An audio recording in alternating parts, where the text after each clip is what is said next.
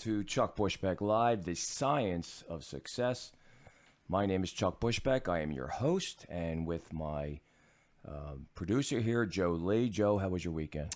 Well, I mean, it's just started. It's 9:30 a.m. on a Saturday. How was your week, But Joe? so far, it's been so good. How was your week? That was pretty good. Worked as we often do. Yeah. Didn't get enough sleep, so normal week. Okay, all right, good stuff. We got a great guest for you today. Good friend of mine, actually, that I've met. I guess it was maybe 2 years ago now. His name's David Greenberg. He's a movie, television screenwriter, and he has actually helped me personally on a movie script that we were writing called Full Armor. So, as they say, without further ado, David Greenberg. David, how are you? I'm doing really well, thanks. How are you? Nice to see you. Yeah, and how was your week, David? My week was pretty good. I'm crazy busy right now. I'm teaching 5 classes at 3 different universities and putting the finishing touches on a book and almost overdue on a screenplay that I've written 38 words of a screenplay that's due any day. Also, well, I was going to ask you at the end how people can get a hold of you, but what schools are you teaching at? I teach at Drexel University, University of the Arts, and I am back at my alma mater, Temple University. Go Owls. Yes. Guess where Joe went to school? Fellow alumni. Were you communications and theater? I just lost control of the show. It is now the Joe, Klein College of Media and Communication. That's right. Yes. And my major was Media Studies and Production, formerly Broadcasting, Telecommunications, and Mass Media. Oh, cool. Yeah, no, I went there too for film, and I don't know if it was like this one. Don't mind us, Chuck. I'm just going to go get I'm going to get a bottle of water now. Hey, go grab yourself a coffee. The film people and the broadcast media people just did not mix. So it was completely absolutely the same. So it still was the same when I was there. Yeah, they had a different wing of Annenberg Hall, and we never crossed paths. Are we done? And so our guest today is Chuck Bushbeck. Very nicely done, David. Thank you. So, as you know, we were working on my book, Full Armor, screenplay actually. And it was amazing working with you. You have a talent for getting things done, but also hearing what you need to hear and allowing it to develop. And you're able to jump in and say, well, I don't know, maybe we go another way, or that's a good idea. So you're great, and I really appreciate that working with you. That was a fantastic effort on both of our parts, but. You were a great mentor through that whole process, so I want to acknowledge that, right off the start. I want to acknowledge that. I appreciate that too, but I have to also say I was blown away by the depth of your knowledge about film, or maybe this film in particular. Your insights and input on my work was amazing. Like I would send you stuff, and then you'd read it, get back to me and say, I think it needs a little more of this, a little less of that. And I was like, wow, this guy knows his stuff. It helps that it was your story and it's about you. But no, strictly from a filmmaking point of view, you're like, I think it needs more humor here, more drama there, that kind of thing. And to me, that's actually surprisingly rare in what I do. Yeah. Well, hopefully that translates into the one-man play that I'm have coming up that we're working on now. So and I'm starting to see that. But thank you so much for those kind words. They're great. They're a shot in the arm when you're trying to operate in a business like this. But go back, and where did you grow up at it, and how did you get into this, and what was your life like? Sure. I am Northwest Philadelphia, born and bred. Born in Germantown, where my parents had moved as grad students because I guess back then, I'm outing myself here, in the early 60s. They said that's where all the cool people lived. That's where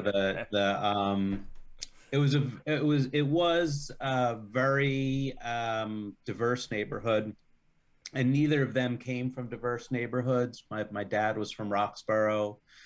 My mom grew up around Logan, Olney, Hmm.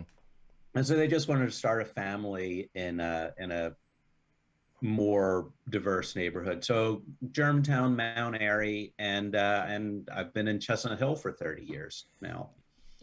So While you were growing up, what did your parents do, and how were you influenced to getting into screenwriting and TV writing? really good question. My parents historically were in education, both English teachers. Um, but before that, prior to that, they had both been show busy. My dad was a professional dancer. Oh, really? Um, yeah, my dad was a tap dancer. He was on local TV in Philly every week. There was a variety show, and his brother, and their best friend were on every week tap dancing. They performed around the area, and mind you, these were 13, 14, 15-year-old kids, and when they weren't on TV, they would perform at USO halls, um, also strip clubs. They didn't strip themselves. Didn't see that coming. No, they at 13, 14, 15, 16, my dad, his brother, and their friend were sharing a dressing room, or should I say an undressing room, with strippers at burlesque houses, and they would come on and perform between strippers. um, I guess when everybody was taking their bathroom break. But and my mom was an actress. My mom acted in local theater. Her father managed a couple of local theaters. Might be a blast from the past for you. I wouldn't be surprised if you had ever heard of the Huntington Valley Dinner Theater, um, around Northeast Philly. And my grandfather managed that for many years. So yeah, they were both performers, writers, readers, very, very literate, and imagine that it trickled down to me. So getting to what you do today, going back in time, was it something that you saw what they were doing and you wanted to do something similar, or were they kind of leading you in a direction? Did they say, David, hey, follow your heart, or hey, this is what we do. What do you think? I mean, did you ever swing a baseball bat or throw a football, or is it just? I was not. My dad was pretty pretty good baseball player, and he wrote poetry too. So they Oh called my him the God. poet at third base. Yeah, he published a ton of books of poetry, but passion was baseball and fishing. Um, Passion for baseball definitely trickled down. I was never especially good athlete. Mhm. I'm not really coordinated. I can't dance. Um, I played soccer. I had an early growth spurt, so I was big for a while. Now I'm average size, maybe even Mhm. slightly below average. But as a 12-year-old, 13-year-old, 14-year-old, I was taller than most of the kids, and I was a defenseman in soccer, which meant a lot of the time I just had to get in people's way Right. And you and never plant stopped. themselves so they would run into me and fall down. Um, but they weren't really, my parents weren't really performing per se back then. But the house was full of art and culture. And Mhm. I should also say my parents were if hippies carried cards, they would have been card carrying hippies. That would have been sort of antithetical to being a hippie. But the house was full of music. My mother had taken piano lessons, Mhm. and my father taught himself how to play piano. In fact, bought himself a piano when he was a teenager, despite never having taken a lesson. So there was always music playing. I like to say I grew up on classic rock and show tunes All right. because there was a lot of show tunes. My parents were really into theater. They went to plays all the time. And, back before having kids, they told me about how, they had gone to some nightclub to see Barbara Streisand when Right. she was just starting out. And they saw a play. They saw Dustin Hoffman doing a play in a basement before he hit it big. So all this stuff was going around, lots of reading. Um, but to the question, yes, I was always encouraged to follow my passions. I did a lot of drawing and art when I was little, and I, they were film lovers too, Right. so they're all one of my earliest memories is being taken to the movies. When you're really little and you're walking down the street and you're holding both of your parents' hands. Right. So I remember them leading me down the street and taking me into a movie theater for the first time. It was probably the first, one of my earliest memories, I would say, being about 3 years old, going to a movie for the first time. And I think it was an old Charlie Chaplin movie. And from then I really had a sense of, yeah, I like this. And at what age was that, Joe or David? I'm sorry. I was about 3. I have a brother named Joe, and we look Okay. sort of similar. I was looking at Joe over there. So something happened in between, the time you were born and 5 years old, 6 years old, where scientists are telling us that our subconscious mind is formed. We're taking in a lot of information. Do you think that added to where you're at today in your career? And did it change Absolutely. moving forward? I think it only deepened and evolved. Like I said, there was a lot of music in the house, and I love music. Music's very important to me, even as somebody who can't play music. I took piano lessons for 2 years. I took sax lessons for 2 years, but I'm just not a natural musician. Yeah. So that didn't happen, but it has a big impact on the writing that I do. So when did you find out that so you're brought up in this artsy home, and it's an open kind of dialogue between you and your parents and follow your heart type of conversations, and you're looking at what your parents are doing, and you have ideas of yourself of where you want to go. So after you've kind of went through like I'm terrible at that, or I don't want to do that. When did you realize, kind of like a carpenter that gets the sawdust in their sleeves and they say, "Hey, I want to be a carpenter." Yeah. And at what time did that happen for you? Was it grade school? Was it high school? I mean, when did you know? It was yeah, all in there. I remember, I've always been fascinated by the media, watching TV, even as a little kid.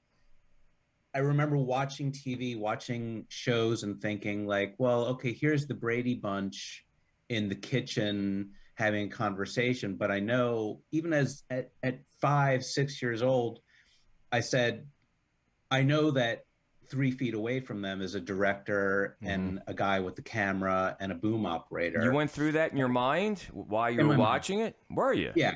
Yeah. So it was always, and this is going to sound, I don't think I've ever said this. Well, this is the show you want to do it on, David. So let's hear it, man.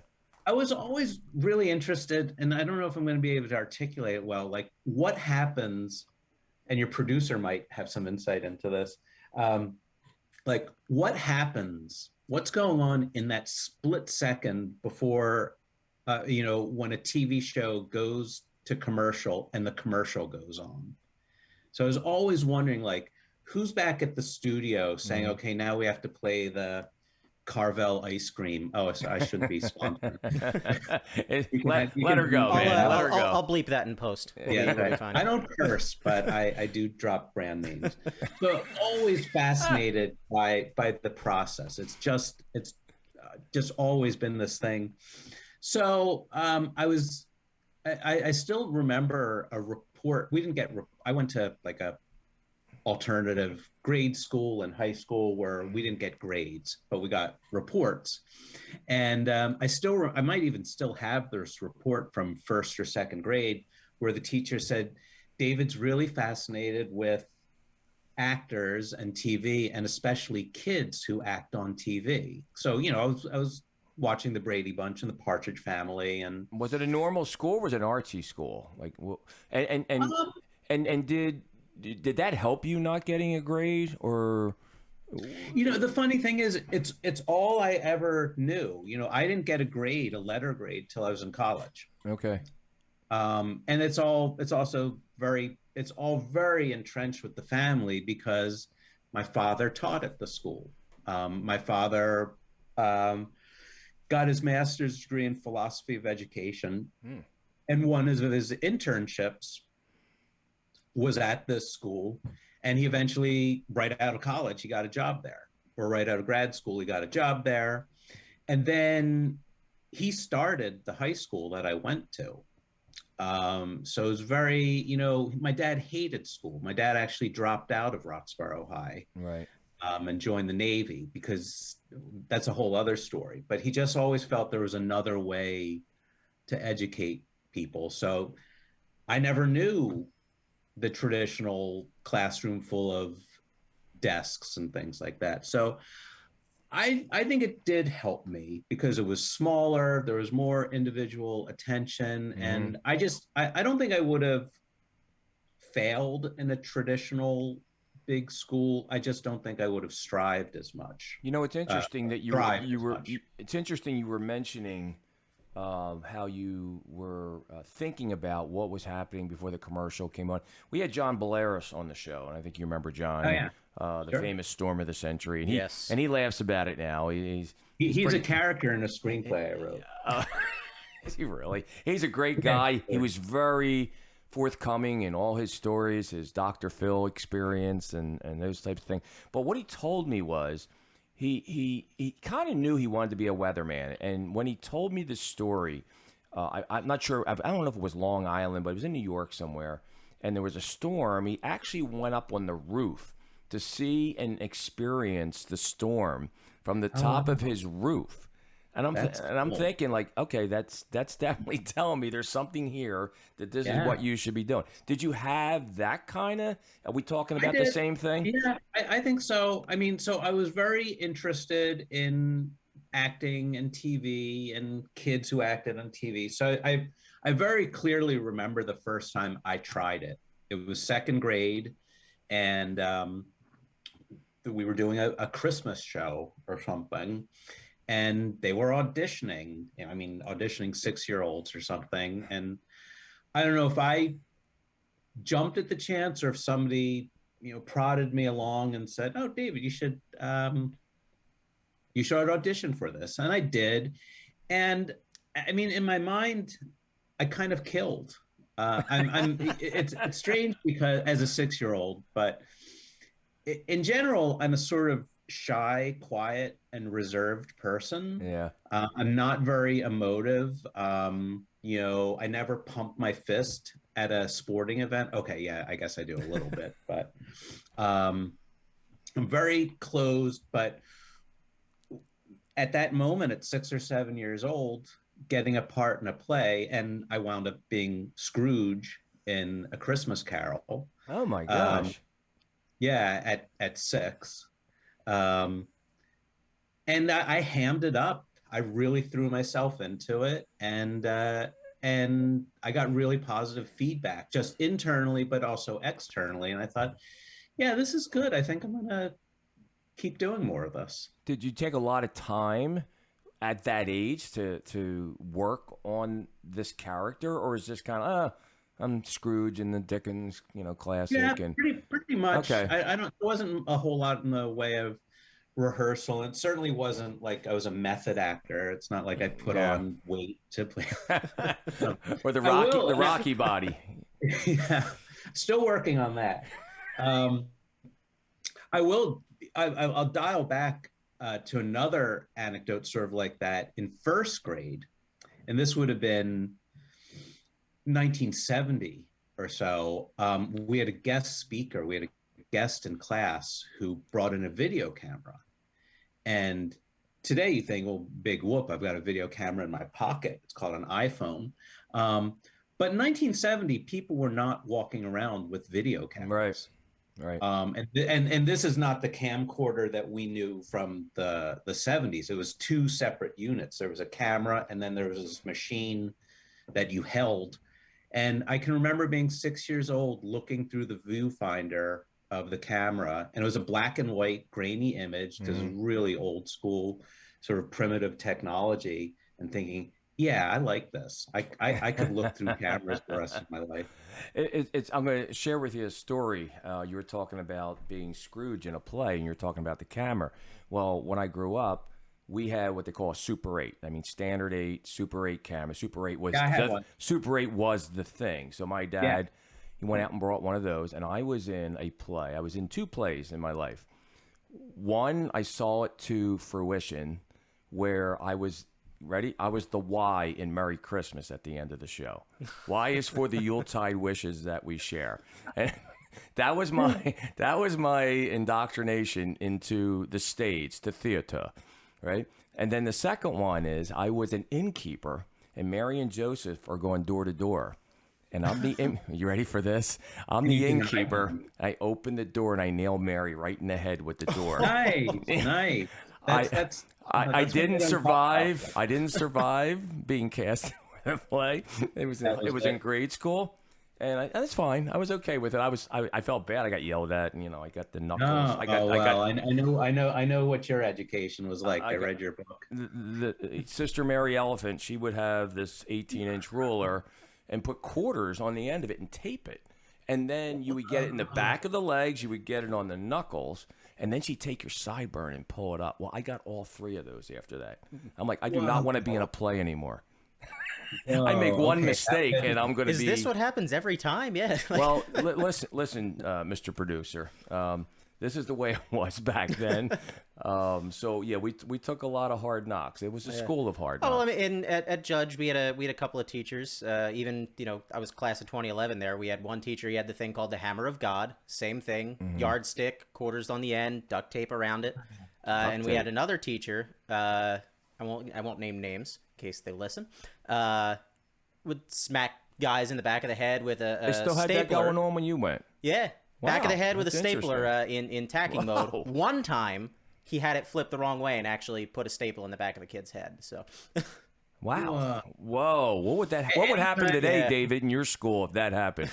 Nothing like that ever happened. There was no grades you can. So any time I regret having not gone to Catholic school. I hear stories like this. Well, like, okay, probably a good thing I didn't go to Catholic school. Yeah, but we kind of set the tone for you having, I don't know, a way of doing things in the class that we personally experienced. I can almost look at someone and tell if they went to Catholic school or not. Really? Well, anything give it away, or just an aura? There's an aura.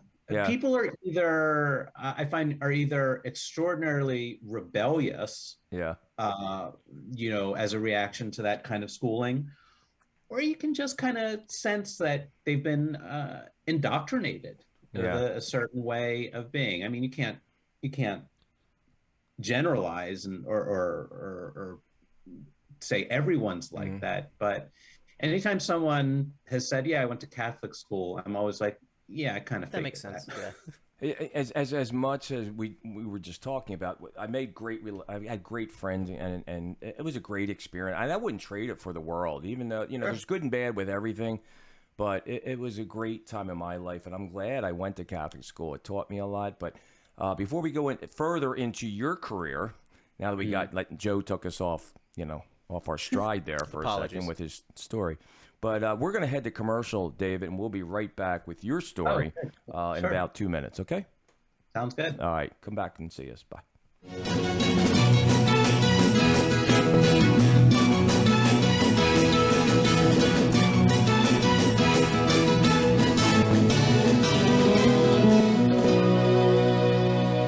Quakertown Farmers Market.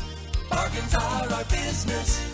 Quakertown Farmers Market and Flea Market, now even fresher with new ownership committed to the same service and value generations of shoppers have enjoyed. We strive to offer more value for your buck. Quakertown Farmers Market, open year-round, Friday, Saturday, and Sunday. Check out our bargains and specials on the web at itsfresherhere.com or like us on Facebook.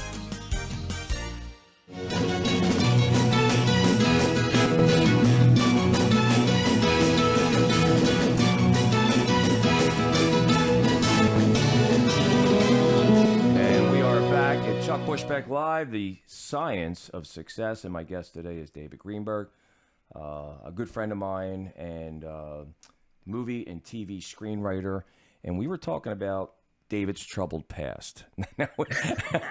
No, we were sharing stories, and they're interesting how life evokes our future. And you hear, does art imitate life?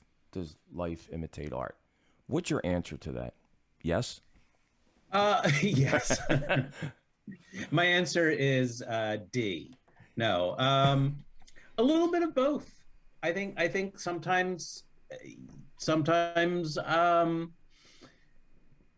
I think from my perspective, movies are hugely influential, and a lot of people want to emulate things that they see in the movies. Mm-hmm. You know, there's the famous example of the old movie It Happened One Night from like 1934. Clark Gable. Oh my gosh. Took off his shirt, which is a great movie. You know, I showed that in my film history classes, and I dreaded it because I thought, all right, here's a bunch of snarky college students in 2006, and I'm showing them this like 80-year-old movie. They're going to hate it. They're going to be throwing things at the screen. They loved it. Yeah. It holds up. But at one point, Clark Gable takes off his shirt, and he wasn't wearing an undershirt. And sales of T-shirts declined because of this movie, because they thought, well, Clark Gable, the hottest man in the movies, doesn't wear an undershirt. I'm not going to wear an undershirt.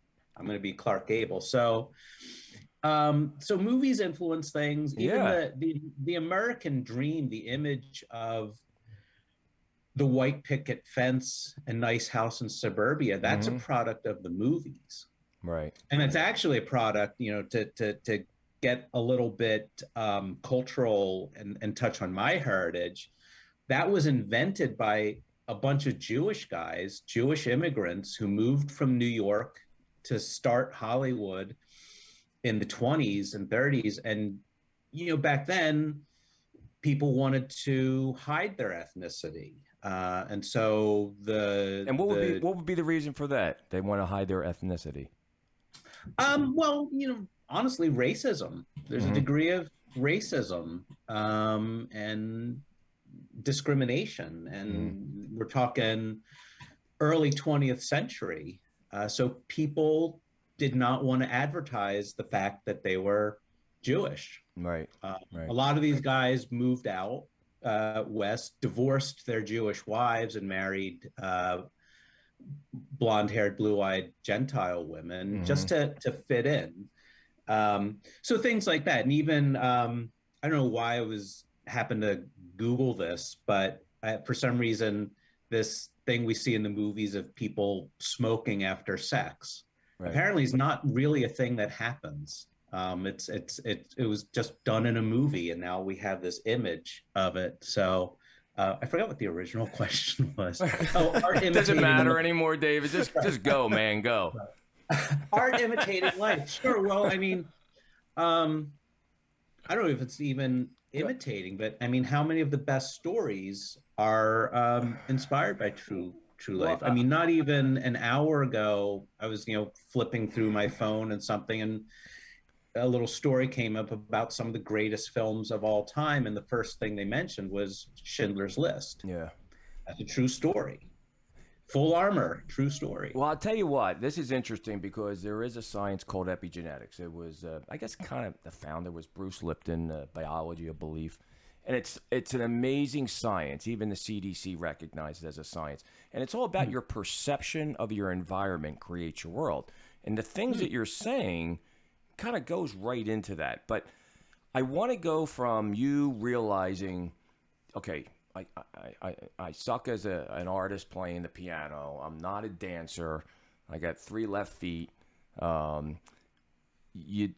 Singing was not an option apparently, and you weren't going to act. Sure. And even though you did some acting, what grabbed you? Was it the path of least resistance that you went into screenwriting, or just writing in general, or did you kind of just kind of go from that's not working to hey, this is pretty cool. This makes me feel good. What was that transition in there?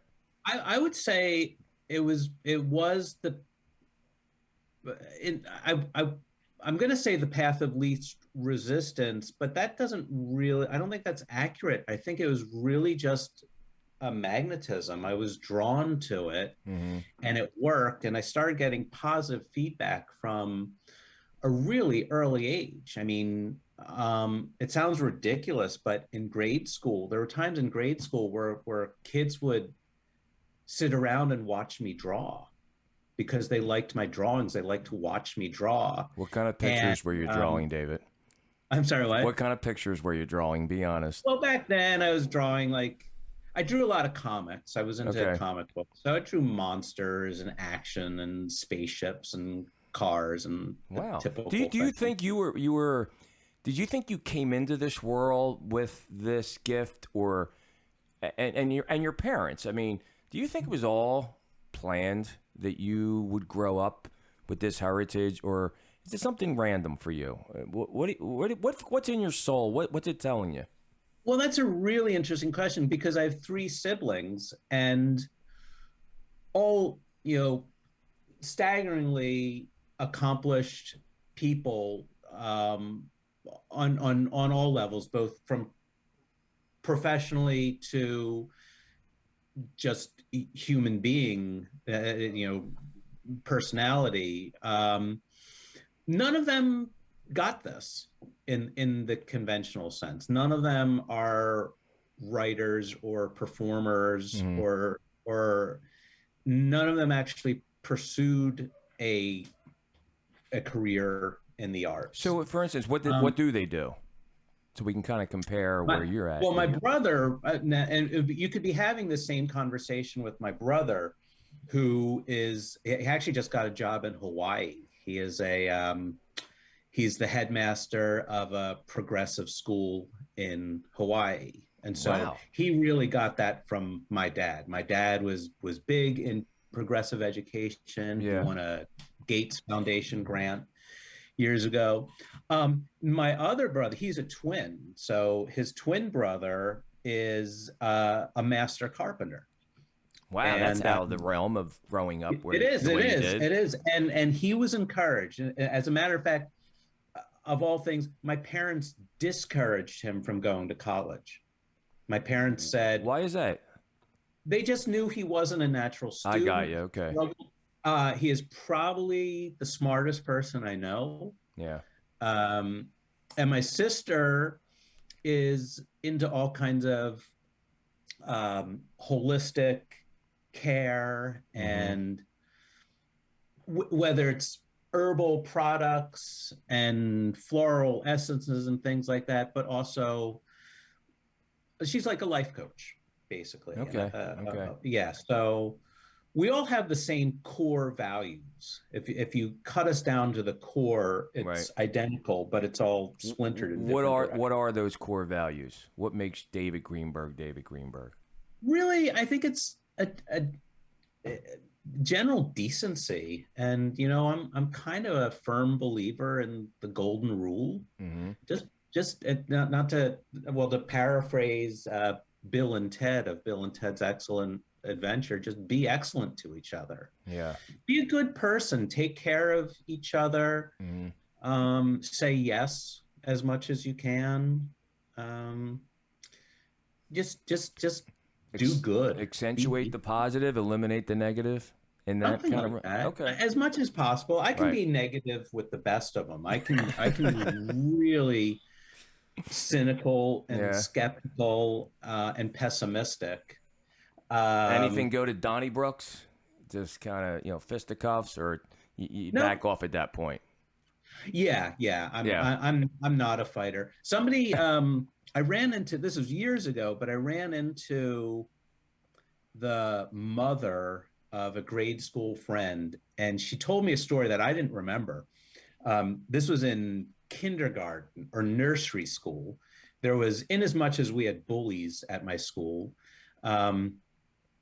she said the class bully, or for lack of a better term, had taken something of mine, had stolen something of mine, grabbed it from me, took it.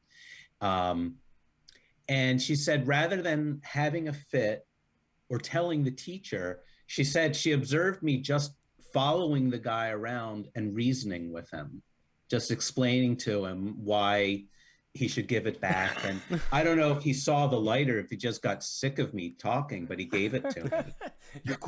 I said you were quite the diplomat, and here you're telling me the story. Pretty diplomatic.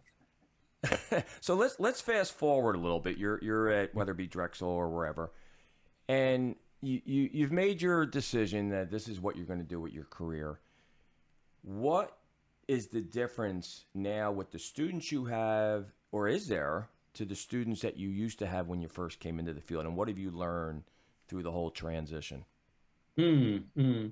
Well, there are people in my classrooms who are very much just like me. Very much, I can tell they have it in them. What is They're that? not doing this. What is that? I can't really put a name to it. The passion, I can't do anything else. And it's funny, I was even thinking just before I came on, actually not related to this. Honestly, I was thinking, I don't know, maybe I should just quit. Maybe I should just give up on this dream. When was that?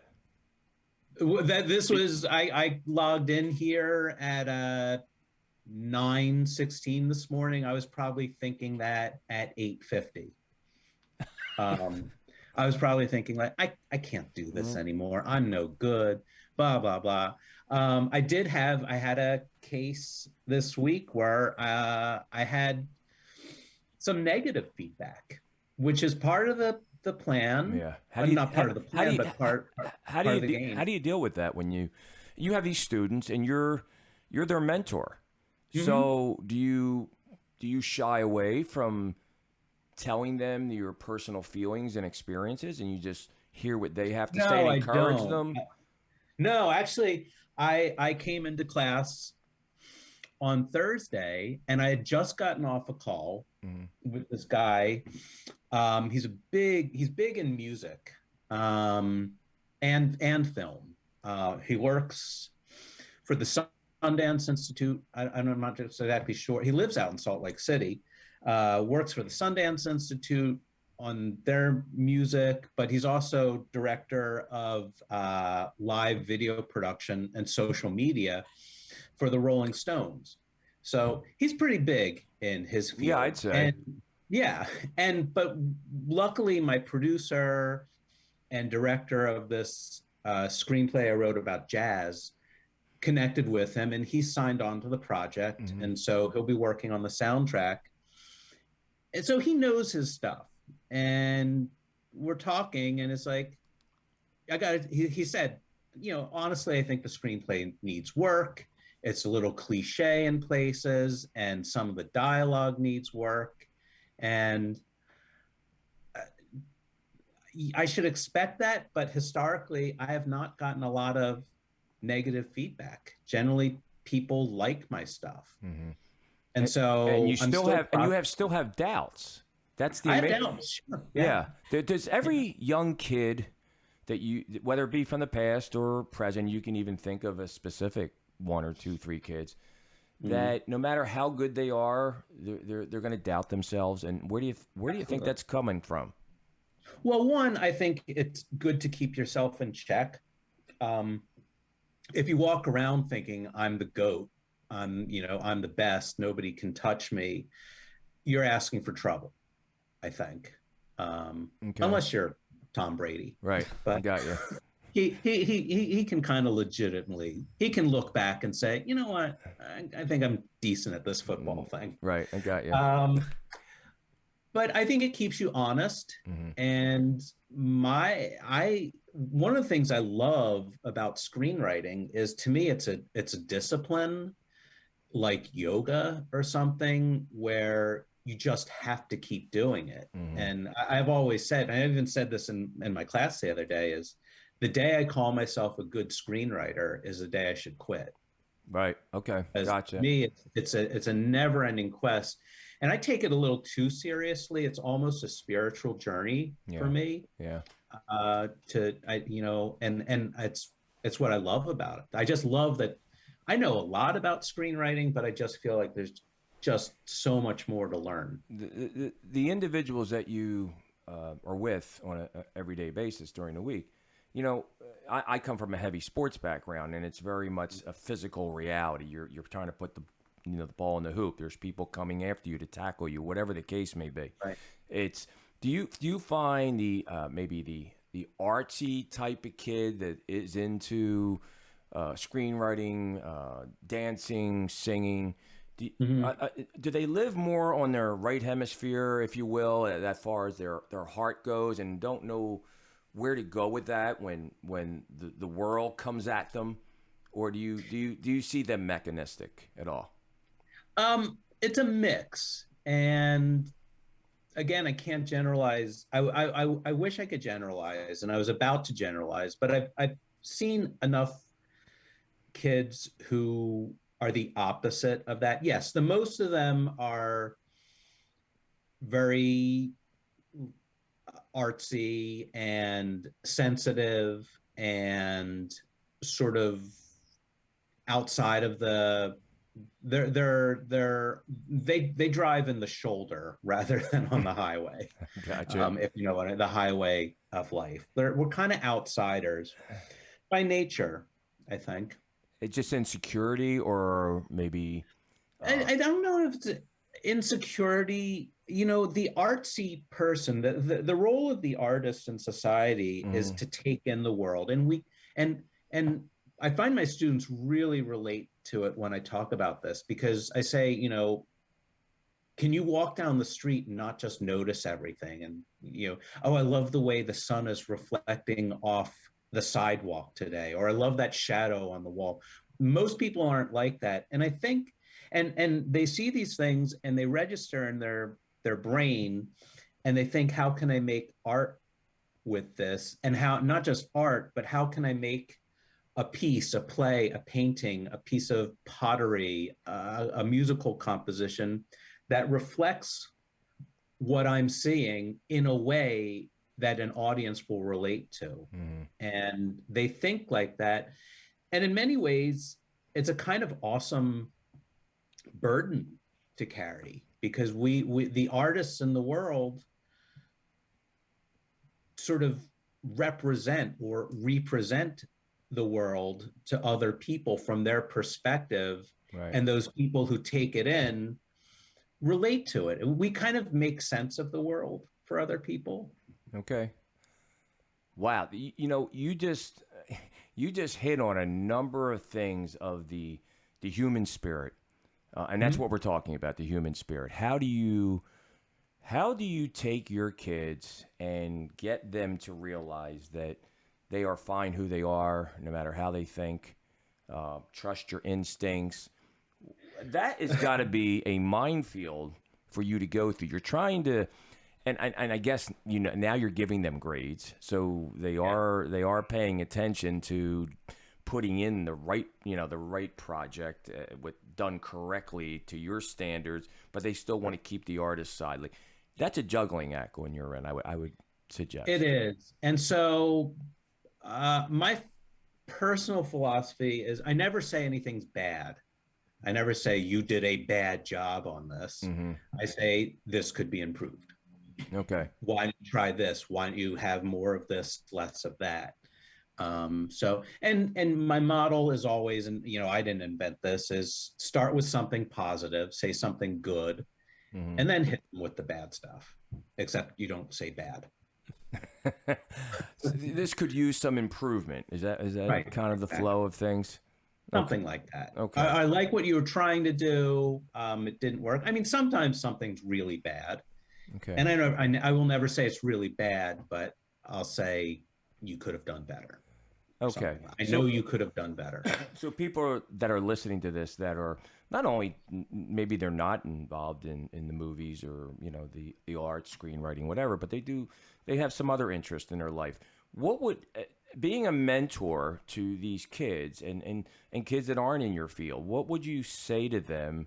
What should they do? 'Cause there's a lot of, and I run into them as far as a lot of athletes go, that, you know, I have someone and I'm trying to show them something and they can't do it and they just break down in front of me. Like they're so frustrated.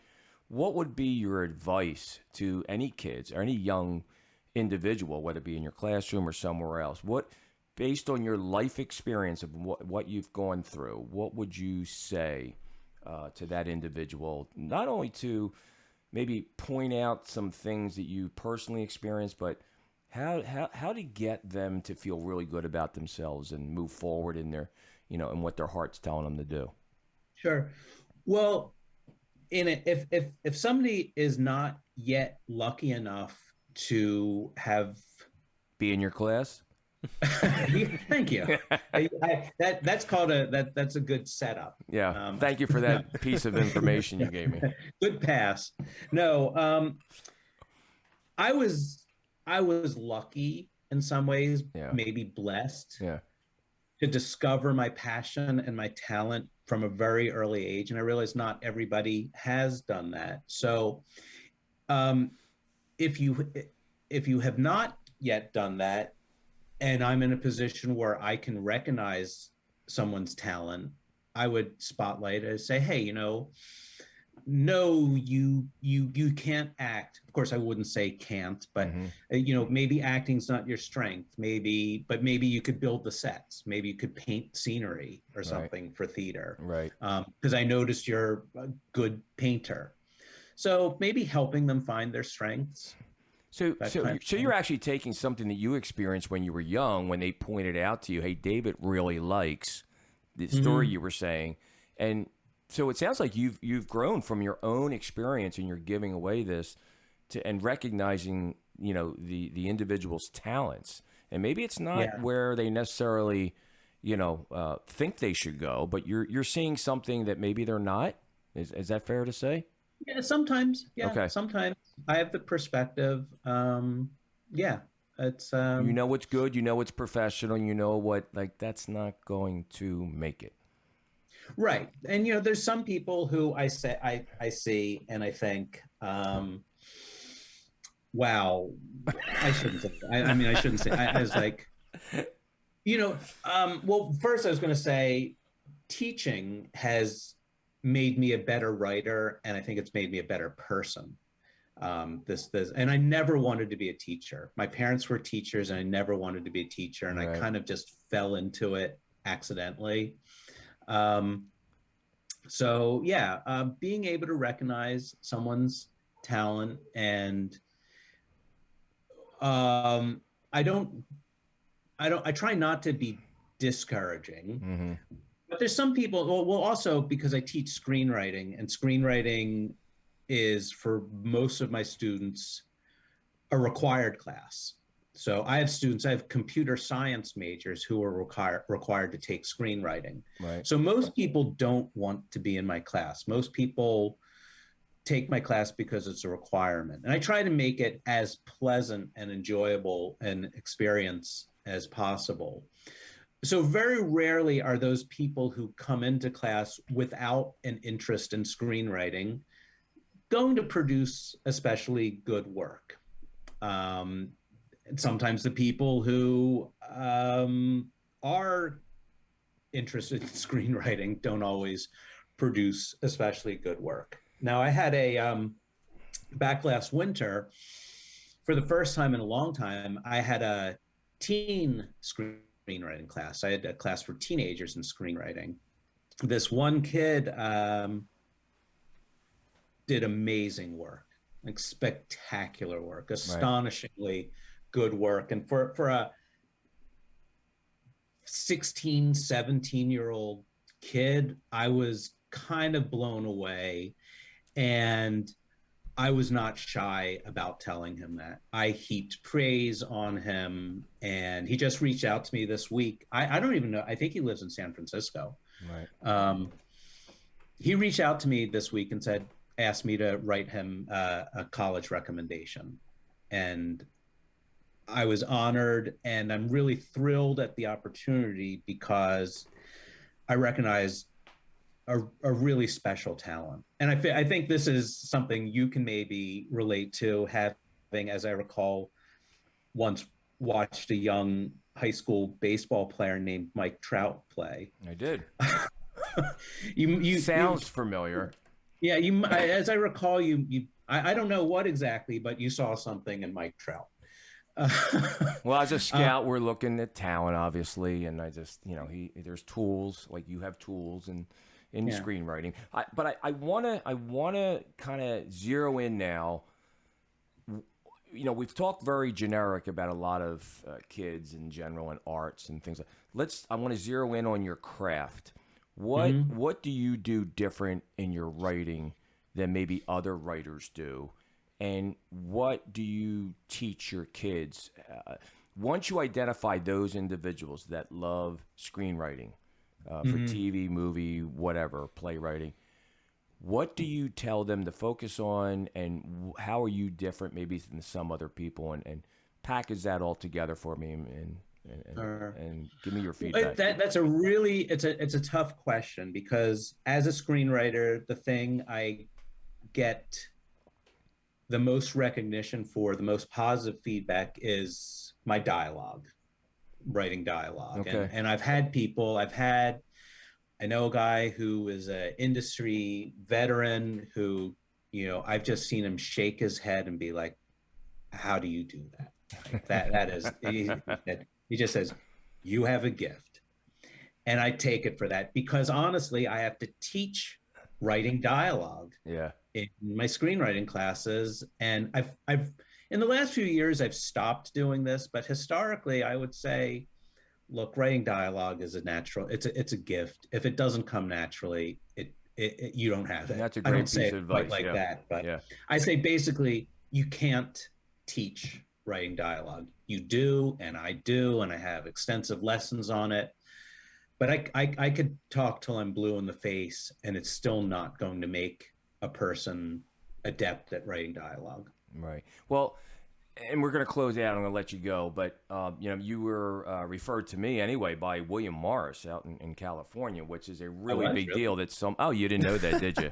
I didn't know that. Really? Yeah. That's where your name came from. So you're in the big time, whether you know it or not. I never heard how do you think? I just pulled your name out of the, I'm just going to say phone book, but there's no phone books anymore. Honestly, most people do, or most people get me word of mouth. We were hand-delivered your name, and this is the guy to go to. So I'm just letting you know that. That made my year. Well, it's not something that we were intending to do, but it's just factual at this point. It's not artsy, it's factual. So for everyone, especially the screenwriter and other art people in the arts, where do they get a hold of you? Can you do coaching on your own, or you're just in the school and would have to sign up? It's interesting. Facebook has a mentorship program. Okay. So people have gotten to me through the Facebook. So I log on to Facebook. How do I find you? I honestly don't. Well, you can find. Well, there's a lot of guys named David Greenberg out there. There's one guy with no hair. It's you're pretty obvious. There's this one guy named David Greenberg who's made it his business to friend all of the other David Greenbergs on Facebook. And it turned out, though, that this guy is sort of in the same business, and our IMDb pages were kind of intermingled. Like, he had some of my credits and I had some of his credits. Oh my gosh. I know. And so when we finally met, I was like, all right, it's time. Okay, I guess I can't take. I wanted credit. I had on my all right, you clown. Don't stop stealing my stuff. I know. I was credited with writing a documentary about the band Kiss, and I was sorry to see that go, because I would have really liked to be. I wrote a documentary on Kiss. First concert I ever went to was. I could see you as a Gene Simmons kind of guy. Yes, hey, it's a nice Jewish boy. Okay, so where is there an email address they can get a hold of you, a phone number? Well, you can go. I have a website. Okay. With the give it to us, David. Sure. The extremely witty and clever name, davidjgreenberg.com. Okay. And they just go Remember there. the J, because there's probably a lot of David More Greenberg. bald head Jewish guys named David Something Greenberg. like that. Right. There- Okay. There's a lot of us out there. Okay. So- David. Yeah, and all I can do, I really don't know a lot about anything. About The whole I know a show's lot done about now. Yeah. You shot the Right. whole show in the foot. Well, except screenwriting Yeah. and film and stuff like that. I mean, and I say that in class. I say I know. I know. don't. Everything I talk about is going to be about screenwriting. So I go on a lot of tangents, and I say, if it seems like I'm talking about pizza or baseball, I went on a long thing about baseball in class yesterday. Okay. You know how there's an unwritten rule in Hollywood that if you are printing out a screenplay and sending it off, you use 3 hole punch paper. But if you use 3 brads, 3 brass fasteners, your screenplay won't get read. Goes right in the toilet. Goes right in the toilet, because the unwritten rule is 2 fasteners. Leave that middle hole empty. And I not to go too far off, but I told them about what happens to a runner in baseball if you get called out, and then on your way back to the dugout, you cross the pitcher's mound. Yeah, that's not a good thing. That's not, you get hit by the pitch next time you're at bat. That's his domain. That's correct. Very good. Very good. Okay. Well, I love baseball. The one thing that stands out, David, is your honesty and your humility, and I'm sure that's why you're so good at what you do and the students that you reach. And keep going, man. And we'll come back and maybe do another show. But you've been fantastic today. Thanks for coming in and seeing us. I greatly appreciate it. I love the opportunity. Thank you. So, David Greenberg, thank you. And we're going to head out now from Chuck Bushbeck Live, Science of Success. David gave us some really excellent points to focus on, and check out his website. Don't forget the middle initial. What was it again, David? Your middle initial? J. David J. Greenberg. Okay. DavidJGreenberg.com. Check him out. Just one fantastic guy, if not anything else, but we know there's a lot more in that package. So for my executive producer, Jim Sims, and my producer today, Joe Lee, who talked about his own personal experience. And I appreciate that chiming in, Joe. That was fantastic. That's what you pay me for. Yeah, somewhat, yeah. But anyway, thanks for being with us, everyone, and we'll see you next time on Chuck Bushbeck Live.